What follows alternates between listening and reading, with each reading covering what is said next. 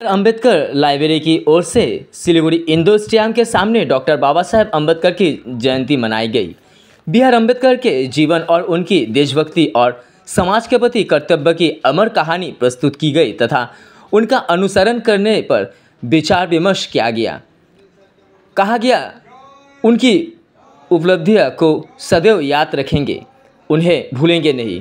इस अवसर पर वार्ड नंबर 28 की पार्षद संप्रीति दास, प्रमुख समाज सेवी डॉक्टर सी फजरा, संगठन के अध्यक्ष असीम राय, सचिव रमन मंडल एवं संगठन के अन्य सदस्य भी उपस्थित रहे।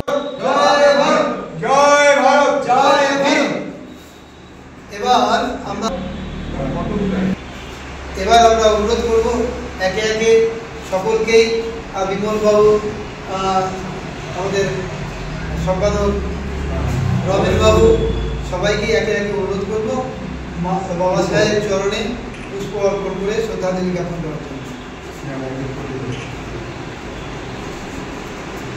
নমস্কার, সুপ্রভাত।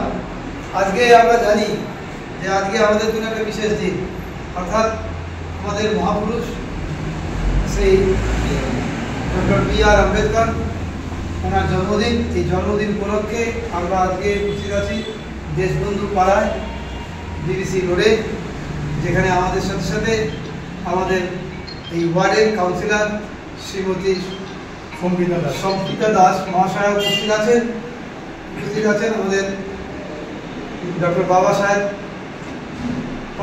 বি.আর. আম্বেদকর পাঠাগারের প্রেসিডেন্ট শ্রী অসীম রায় মহাশয় উপস্থিত আছেন, আমাদের এই সংগঠনের ভাইস প্রেসিডেন্ট বিমল দত্ত মহাশয় উপস্থিত আছেন, আমাদের সংগঠনের সম্পাদক রমেন মন্ডল মহাশয়, তাদের সাথে সাথে এই সংস্থার সকল মেম্বাররা উপস্থিত আছেন।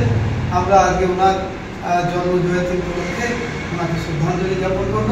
আমি প্রথমেই আমাদের ওয়ার্ডের আমাদের কাছের আমাদের প্রিয় কাউন্সিলর সম্প্রীতি দাস মহাশয়কে অনুরোধ করব আর বাবা সাহেবের গলায় মাল্যদান করে শ্রদ্ধাঞ্জলি জ্ঞাপন করার জন্য।